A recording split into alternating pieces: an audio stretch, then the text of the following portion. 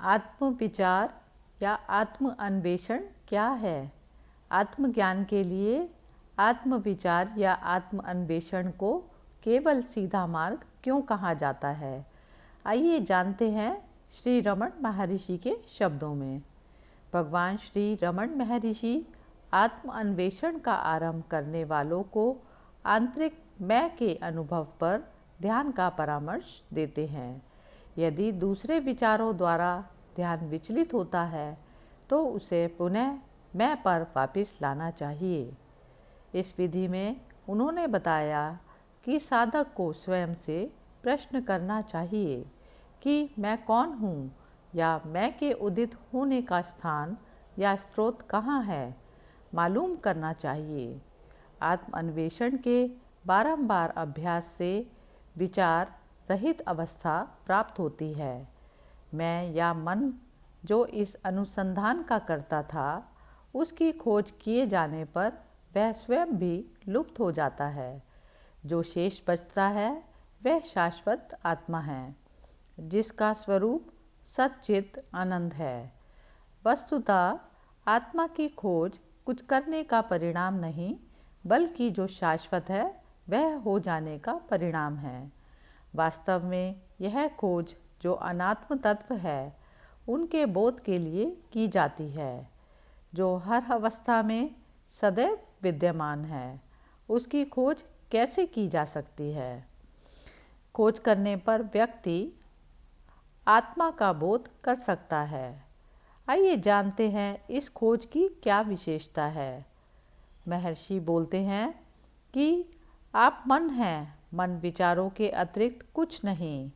हर विशेष विचार के पूर्व एक सामान्य विचार का होना आवश्यक है, जिसे आप मैं का प्रथम विचार कहते हैं। इस मैं का स्रोत मालूम करें।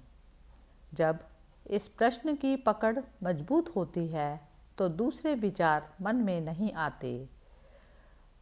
आत्म ज्ञान के लिए आत्म अन्वेषण को सीधा मार्ग बताया। महर्षि जी कहते हैं, अन्वेषण के अतिरिक्त अन्य किसी मार्ग से मन नष्ट नहीं होता तथा वह अस्तित्व में बना रहता है। दूसरे विधियों में मन को साधना का साधन माना जाता है। अहंकार अभ्यास की विभिन्न अवस्थाओं में अधिक सूक्ष्म रूप धारण कर लेता है, किंतु कभी नष्ट नहीं होता। आत्म अन्वेषण के अतिरिक्त अन्य विधियों में अहंकार या मन को नष्ट करने का प्रयास एक चोर द्वारा पुलिसमैन बनकर स्वयं को पकड़ने जैसा प्रयास है। आत्मविचार या आत्म अन्वेषण ही केवल एक सत्य प्रकट करता है। वास्तव में ना तो अहंकार और ना ही मन का अस्तित्व है। इस विधि से व्यक्ति शुद्ध, शाश्वत, निरपेक्ष आत्मा के अस्तित्व का बोध करता है। मन को मन से मारने के लिए कहना चोर को पुलिसकर्मी बनने जैसा है। वह आपके साथ चोर पकड़ने का ढोंग करेगा, किंतु कुछ भी प्राप्त नहीं होगा। इसलिए आपको अंतर्मुखी होकर देखना चाहिए कि मन कहाँ से उदित होता है, और तब उसका अस्तित्व समाप्त होगा। बहिर्मुखी मन से विषय एवं विचार पैदा होते हैं। मन अंतर्मुखी होकर स्वयं आत्मा हो जाता है। भौतिक शरीर में जो मैं के रूप में उदित होता है वह मन है।